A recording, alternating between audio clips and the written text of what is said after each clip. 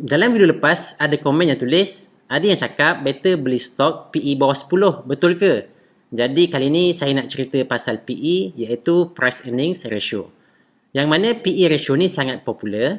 Saya perasan semua tempat rujukan saham pasti akan ada tulis berapakah PE sesuatu saham.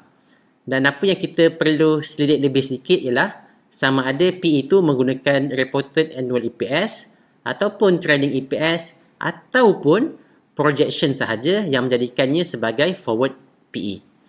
Macam nama dia, nak dapat PE ratio ni kita kena bahagikan P ke atas tu iaitu price dengan E di bawah tu iaitu earnings per share. Maka dapatlah satu financial ratio yang dinamakan sebagai PE. PE ni juga dikenali sebagai earnings multiple. Sebagai contoh, PE 10 bermaksud saham tu dijual pada 10 kali ganda EPS dia. EPS ni bermaksud keuntungan sesaham. EPS ni tidak merujuk kepada cash flow tetapi actual profit. Dan inilah dalam valuation sedikit sebanyak flaw yang kita perlu faham. Sebab walaupun accounting tunjuk ada profit tapi belum tentu cash tu ada. Yes, profit is not equal to cash flow.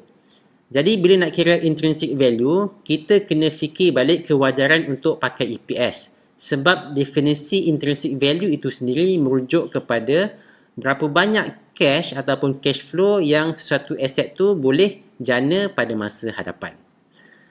PE ni juga dia boleh jadi kosong atau mungkin negatif, iaitu bila syarikat itu mencatat kerugian. Secara automatik, earnings per share pun akan negatif dan seterusnya PE pun jadi negatif.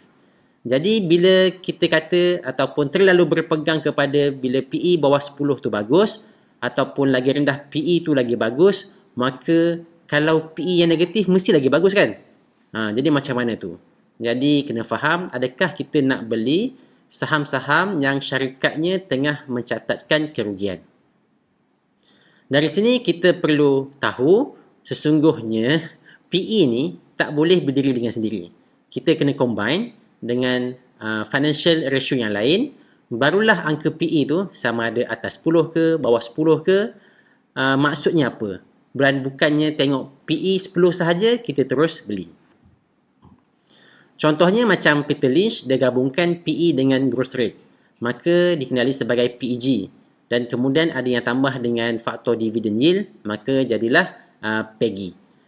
Classical Graham followers pula, dia akan baca PE dan pada masa yang sama dia akan tengok antaranya debt ratio. Maka dia juga akan nilai adakah syarikat tu tadi berhutang terlalu banyak ataupun tidak ada hutang. Malah ada pelabur iaitu Joel Greenblatt pula, dia terbalikkan PE menjadi EP ataupun inverse PE. Yang mana EPS pula kita bahagikan dengan price per share. Dan bila dah jadi inverse PE ni, maka lagi tinggi angka tu keluar, maka dia jadi lebih bagus berbanding dengan PE yang biasa. Maka kesimpulannya, janganlah pakai PE sahaja, tapi kena faham faktor-faktor lain semasa kita membuat valuation tu sendiri. Kenapa ada saham yang walaupun PE dia tinggi, harganya tetap boleh naik dan kita pun tetap boleh beli. Contohnya macam Amazon, PE dia pada 2013-2014 ialah sekitar 500 ke 600. Harga saham pula sekitar 300 ke 400 dolar. Dan hari ini harga saham dia telah pun berharga sekitar 2,700. Kenaikan hampir 10 kali ganda dalam tempoh 6-7 tahun sahaja. Jadi, apa yang saya nak sampaikan bukanlah bermaksud PE ni tak boleh pakai langsung.